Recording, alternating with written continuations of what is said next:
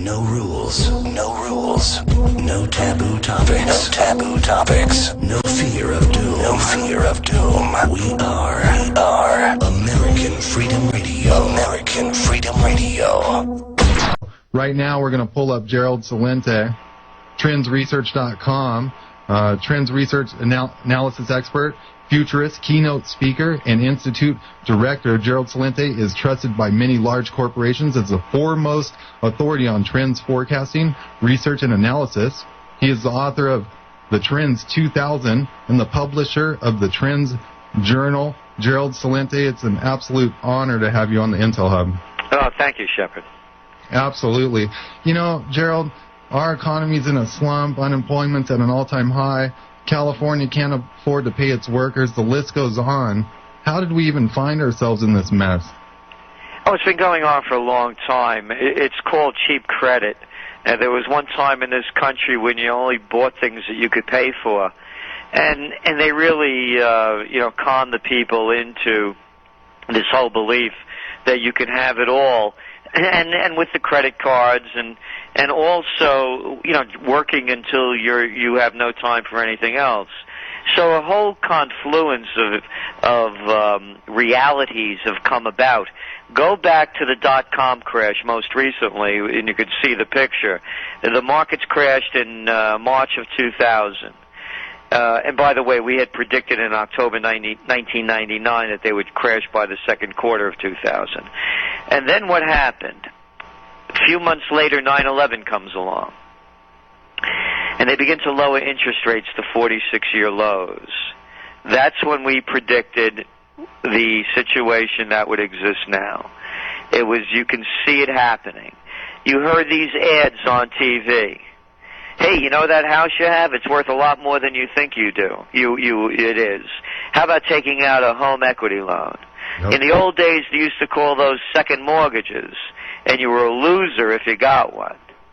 And now, by the way, these are the biggest defaults right now in this period after the foreclosures on the first mortgages. Now they're not paying up on their second mortgages. So then what happens? We go through the credit crisis of 2008, again, which we predicted. As a matter of fact, in the Trends Journal in 2004, we wrote that in 2007, America will have entered the Great Recession. And they did.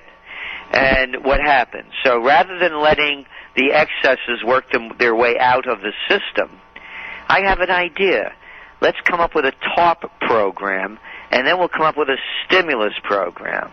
So now, rather than letting the system collapse as it should have, a faulty system, and rebuild it, they made the too big to fails even bigger.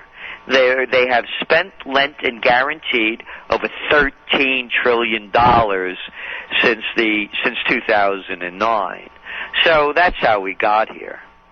Yeah, well, whatever happened to the survival of the fittest or the best will succeed? You know, a few years back, we saw the mortgage market at an all-time high, then an abrupt decline, crash. Now hundreds of bank failures, massive criminal bailouts. Why didn't they just let the banks fail, Gerald? Because Wall Street has hijacked Washington. That's who they are. The money junkies are in control. And you hit it right on the head. What happened to capitalism? You rise and fall on your own merits.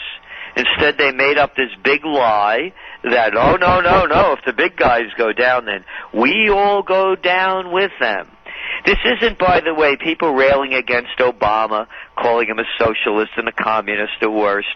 This has nothing to do with that. Socialism and communism is that everybody is equal in the pie. The merger of state and corporate powers, said Mussolini, is called fascism. And fascism has come to America. We own corporations. Corporations own us. It's clear as can be. We even have now a health reform bill that's going to force us to buy health insurance from private institutions. I mean, who could have made this up? We own AIG, General Motors, chunks of Citigroup. You go down the line. It's the merger of state and corporate powers. That's how it got here. They've taken over. They've taken over in every field. You could go down the list. Pharmaceuticals, agriculture, retail, military, one after another. Oh, yeah. The banking, by the way, 10 giants control 80% of the action. 90% of the assets in the country are controlled by 10% of the nation. So you can just keep looking at the numbers. They don't lie. We have an elite class. It's right before our eyes. Any time a president or a secretary or this or that goes to another country, they fly in these jumbo jets. They wave from the doorway. By the time they hit the ground, they have a red carpet rolled out for them. They strike up the band. I mean, what's going on here? You know, this isn't Louis the 16th, or is it? Yeah, and the top 1% of the wealthiest people in America, that gap's just widening and widening from the poorer class, the lower class, and we're seeing more and more of a gap. You know, Gerald, you repeatedly warned that when people lose everything and they have nothing left to lose, they lose it. Are we looking at a crazy Mad Max type scenario, total economic Armageddon in America, or will America bounce back, in your opinion? We're seeing the signs of it, as you saw in Atlanta with that Section 8 housing. What did 30,000 people show up? Yeah, that was crazy. I was just thinking about that, Gerald. And so that's what you have. On the other end, we believe in the 20% solution. And that's what we write about. It was in a lot of it in the Spring Trends Journal. That 20% of the people could change the course of this country for the better. And again, we're not Monday morning quarterbacks. In 2007, when Bush was president, we're political atheists. I have no use for any of these people. We had come out with one of our top trends for 2007 that we actually wrote in 2006, tax revolts. And we called it the coalition of the cash-strapped. And that's what the Tea Parties are. And the Tea Parties are just, and then when the Tea Parties first happened, as we said they would, the mainstream media started making fun of them. Teabaggers, they called them. Sexual innuendo. And they wrote them off. This was a one-off. And as they started getting momentum, they started drawing them as a bunch of crazies. And they still are, by many people, looked upon like, a lunatic fringe. Let me tell you about a lunatic fringe. You dress them up and you put white shirts on them and red ties. Call them power ties because they have nothing else, so they have that phony little symbol. And then what they do is they take you to war. And they bomb innocent people by the tens of thousands, destroy entire nations like they did in Iraq and are doing in Afghanistan. Oh, no, they're not crazy people. They're the Clintons, they're the Bushes, they're the Obamas, they're the Bonds, they're the Bonners, they're the McConnells. These are the crazies. Look up the definition for mass murder, and then take any president you want recently, and you could plug them in. So, yeah, they make fun of the Tea Party. God forbid they should get into power when you have these other lunatics running the show. Absolutely. The way things are headed, I'm getting a little worried. Let me tell you why I'm getting worried, Gerald. I've read Rand Corporation documents where they call for a new world war. They want a war bigger than any other war. Do you feel that to save our economy right now, as we've seen in the past, they're going to orchestrate a war with Iran in the coming months? They won't do it to save our economy. We believe there's going to be... Fidel Castro this past week said that how can anybody in their right mind basically believe that the Iranians are going to let all these countries board their ships at will to see what they have on them? And that's going to be a provocation. So there's going to be a provocation, real or made up, from Remember the Maine to the Gulf of Tonkin.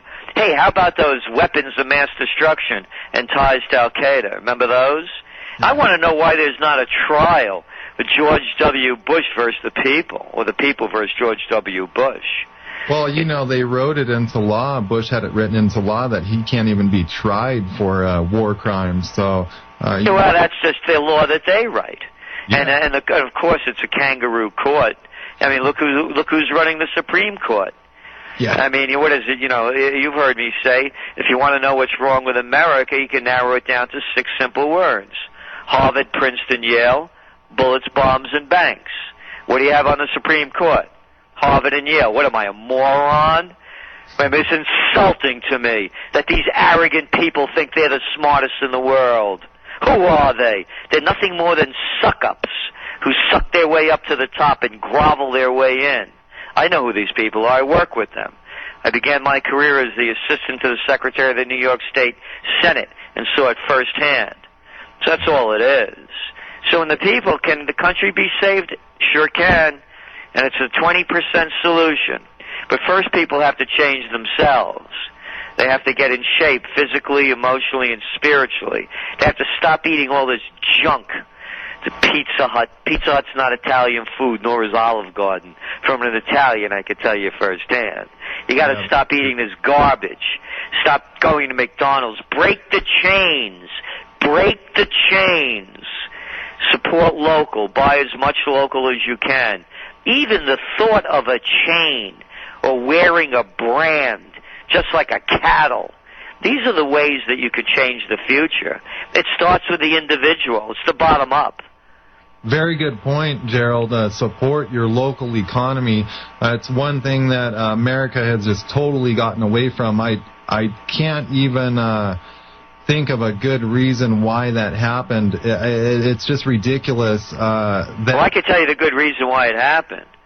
The reason why it happened was so that people like the Clintons and the elite bankers and the big corporations can make more money. That's all the reason they did it. And so they took all their production offshore, got it made by foreign slave labor, brought it back and marked it up. It's all about money. They're money junkies. They can't get enough of the hit. Yep.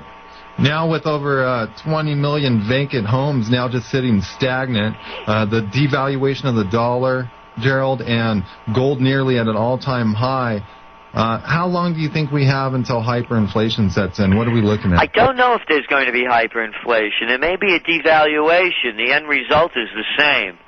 What you have buys less. So, for example, when you go back to the Depression, what happened? Well, they called a bank holiday. And when they called a holiday, they made the people turn in the gold. The reason they had a bank holiday, by the way, was because there were a run on the banks. And the reason there was a run on the banks, and they don't tell you about this when you go to college, I know I went there and I remember all the fairy tales they told me.